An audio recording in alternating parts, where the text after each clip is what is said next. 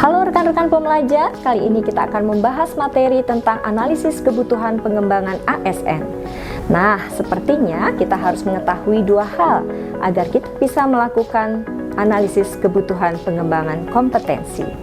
Yang pertama, bagaimana tahapan penyusunan program pengembangan kompetensi, dan yang kedua, sobat pembelajar harus tahu apa saja instrumen penyusunan kesenjangan kompetensi pegawai. Sebelum sampai pada tahapan analisis kebutuhan pengembangan kompetensi, perlu sobat pembelajar ketahui mengapa kebutuhan pengembangan kompetensi SDM perlu dianalisis. PNA harus menjadi proses yang terbuka, fleksibel, dan dinamis. Program pelatihan harus tergantung pada konteksnya. Dan TNE menentukan kinerja saat ini dan yang diinginkan, serta perbedaan atau kesenjangan adalah program pembelajaran yang dibutuhkan. TNE mencakup lingkungan politik, ekonomi, sosial, dan budaya, serta sumber daya fisik dan manusia yang tersedia. Nah, sedangkan tahapan dalam penyusunan pengembangan kompetensi terdiri dari 7 tahap.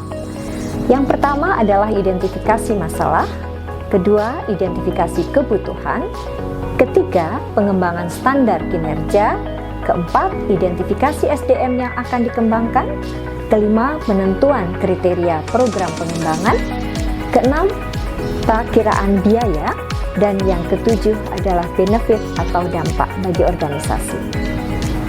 Secara keseluruhan, teman-teman bisa mengidentifikasi terlebih dahulu permasalahan yang terjadi di dalam organisasi. Kemudian kita lihat sebagaimana visi dan misi dari organisasi, maka perlu ditentukan kebutuhan kompetensi apa yang perlu dipenuhi. Selain itu juga perlu dilihat standar kinerja yang akan dikembangkan seperti apa dan siapakah subjek yang akan dikembangkan di dalam kriteria yang dibutuhkan oleh organisasi. Tidak lupa juga harus diperkirakan seperti apa biaya dan kebutuhan anggaran dari sebuah organisasi dan dampak dari program pelatihan tersebut terhadap organisasi. Untuk menganalisis, tentunya sobat pembelajar membutuhkan instrumen penyusunan kesenjangan kompetensi pegawai. Nah, apa saja ya tools atau instrumen yang dapat digunakan? Instrumen yang dapat digunakan adalah mempelajari uraian jabatan. Dari situ kita bisa memperoleh kesenjangan apa saja yang dilakukan untuk pengembangan kompetensi. Selain itu, bisa juga dengan mengidentifikasi kemampuan teknis atau keterampilan dari pegawai.